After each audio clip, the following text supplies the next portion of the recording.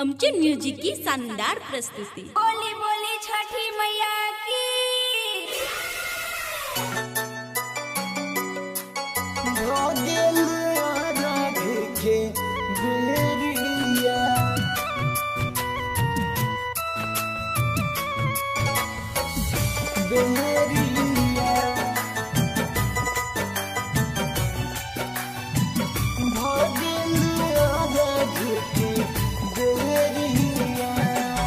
भोर भगिल उठू उठू आदित्य देव भगिल अर्घ के बेरिया।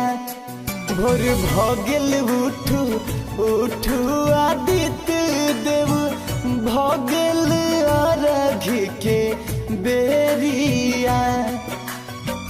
भगिल अर्घ के बेरिया गोसैया भगिल अर्घ के बेरिया।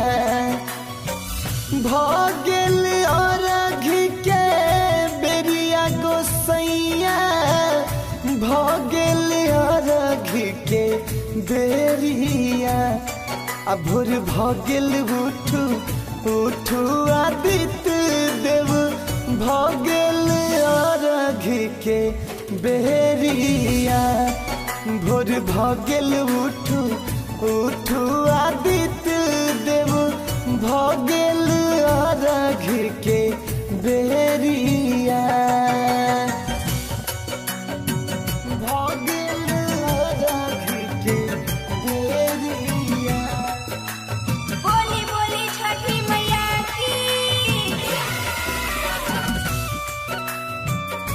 भगिल अर्घ के बेरिया। हाथ कल सूप सब लेलक उठाइयो करियहु न देरी बाबा जल्दी साओ जल्दी साओ। सुनो ना हाथ कल सूप सब लेलक उठाइयो करियहु न देरी बाबा जल्दी साओ।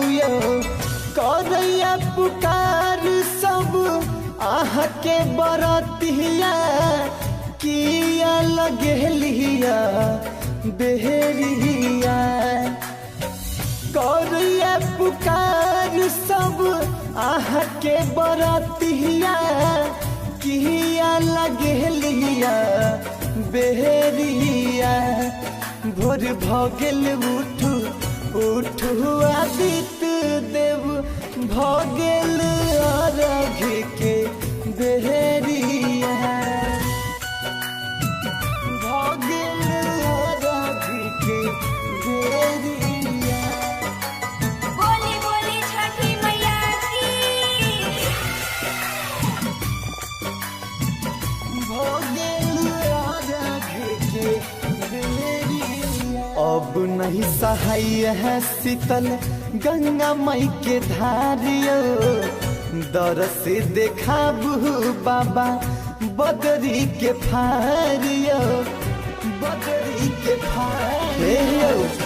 अब नहीं सहाय है शीतल गंगा मई के धारियो दरस देखियो बाबा बदरी के फारियो। जल में खार सब बरतिया के बाबा थर थर का पहिया बा दहनिया।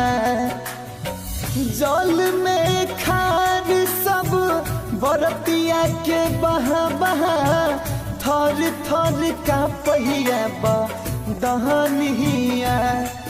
भोर भगिल उठू उठू आदित्य देव भगिल अर्घ के बेरिया।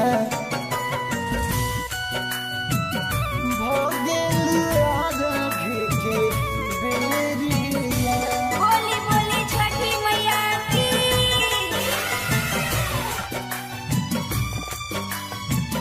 भगिल अर्घ के बेरिया। बड़ी तक कठिन भेल अर्घ कोना देबै हेते नहीं पूजानता आशीष को न ले आशीष को न ले बाबा यू बड़ी तह कठिन भेले अर्घ को न देबै हेते नहीं पूजानता आशीष को न लेबै आज पवन करैया के आराधिया कियात के लिया देरिया आज पवन करैया के आराधिया कियात के लिया देरिया भोर भगेल उठू